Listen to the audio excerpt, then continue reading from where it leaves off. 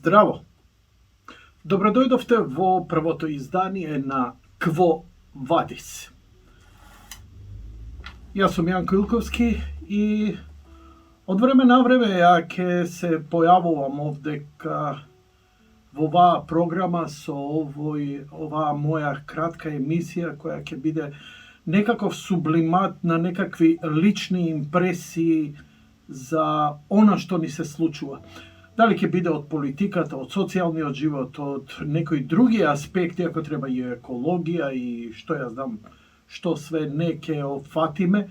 Ona što smetam deka mene lično me tangira, potočno koga mene nešto lično me tangira, pretpostavljam deka ima mnogumina.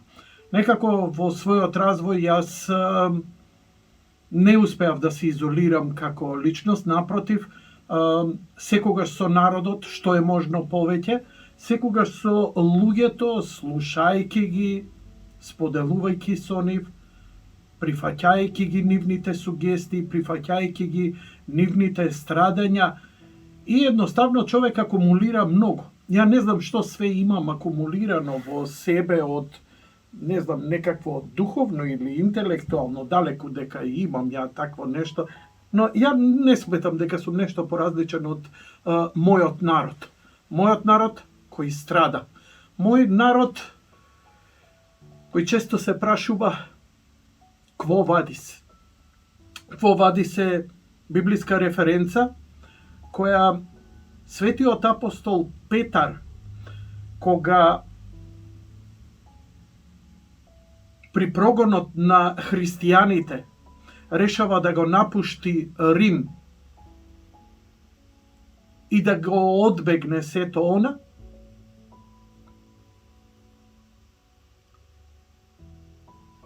povtorno go gleda Hristos i mu vika: Quo vadis, Domine, kada ideš, Gospodi?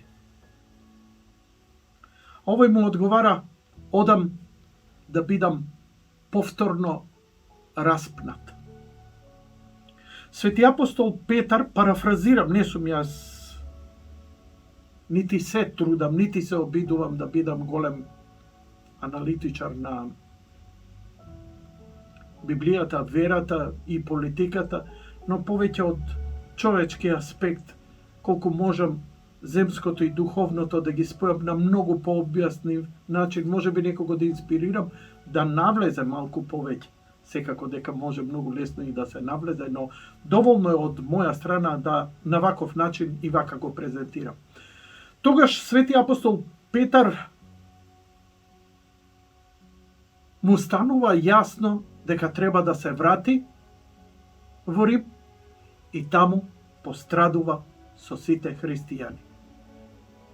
Koja analogija јас ја извлекувам од сево ово и зошто овие, ајде да кажам, свети зборови ги употребувам во едно вакво миле? Quo vadis е најчестото прашање кое ние луѓето го имаме во животот, лично интимно, но и политички. Ја ќе се обидам ова да го пресликам на политичкиот секојдневниот живот и ќе се обидам да дадам субјективни одговори, не објективни. Значи, најчесто ќе грешам, најчесто ќе имам некоја дилузија, но ќе се обидам колку толку како човек да си ги поставувам на онаков начин прашањата, затоа што, верувајте ми, ако нешто свати во животот, знаете, ние често гледаме емисии со гости, па гостинот објаснува, па анализи, па 300 чуда. Знаете што е проблемот? Ние често поставуваме прашања и како народ, и како поединци, а што понатаму? А како треба? А зошто ова? А зошто она? И чекаме некој да ни објасни. Но каде е нашата грешка? Не тоа што ги слушаме објаснувањата или споделувањата. Нашата грешка е што ние, ми се чини, не знаеме да ги поставиме вистинските прашања.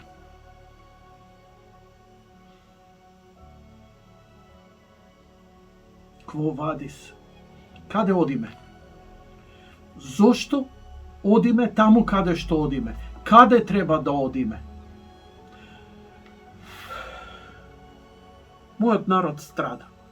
Мојата земја е една од најнесреќните земји во светот, а во исто време сите ќе речеме благослов, убавина, спокој. Како е можно сето ова да ни се одзема на еден дрзок начин? Страдаме ли ние како Јов? Не, нема да идам повеќе во Библија, нема да идам повеќе во библиски референции, затоа што, нели, тогаш ќе се изгуби зетгеистот и не ќе можеме да ги согледаме работите во моментот кои ни се случуваат, а кои секогаш, секоја работа, само да знаете, гледајте од два аспекта. Дневно-политички и од духовен аспект. Ништо нема случајно. Благословен е овој народ, што и да постапи, како и да направи. Секогаш има подлабоки прашања и има уште подлабоки одговори на она што ни се случува. Зошто сме каде што сме? Зошто сме вакви? Зошто ова ни се случува? Зошто страдаме? Зошто сме несреќни? Зошто не можеме подобро? Зошто немаме сигурност? Зошто немаме спокој? Зошто ни е загрозено здравието? Зошто ни е загрозен животот? Зошто ни е загрозена екзистенцијата? Зошто се плашиме за иднината на нашите деца? И сите овие прашања, драги мои, се легитимни.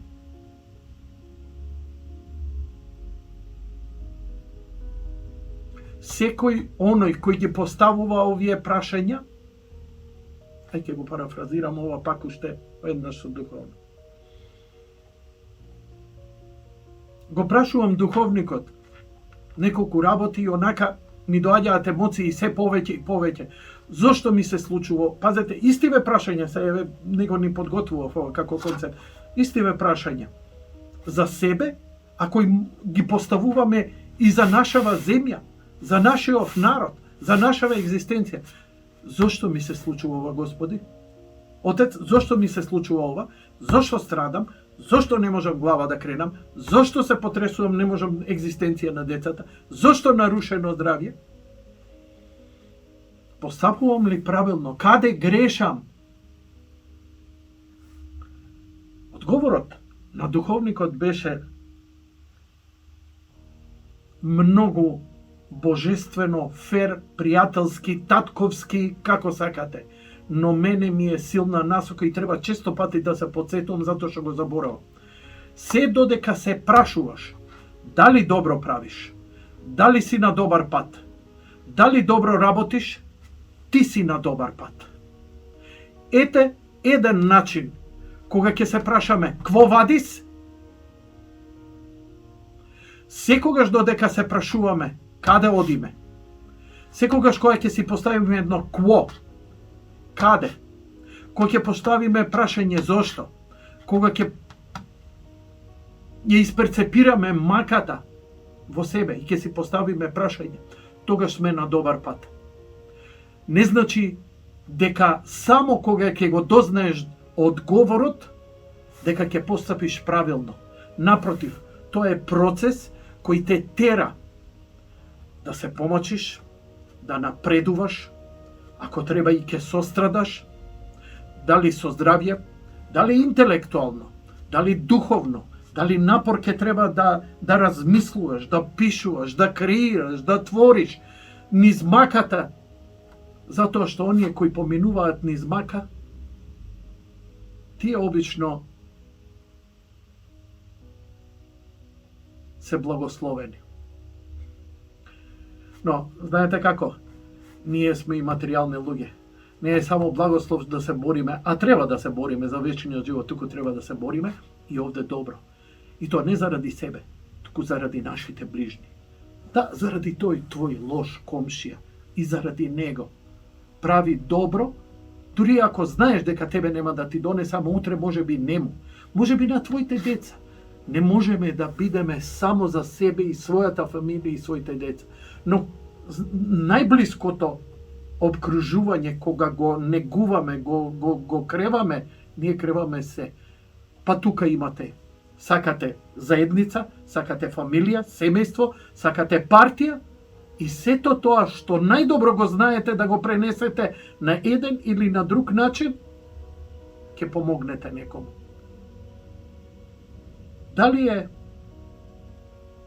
во некоја религија ќе влезете, во некое друштво, во некоја фондација, во некоја невладина организација, во некоја партија или лично сами ќе се обидете да направите подвиг, тоа е ваш избор, тоа е слободата што ја имаме. Се, само пасивност не. Кво? Vadis.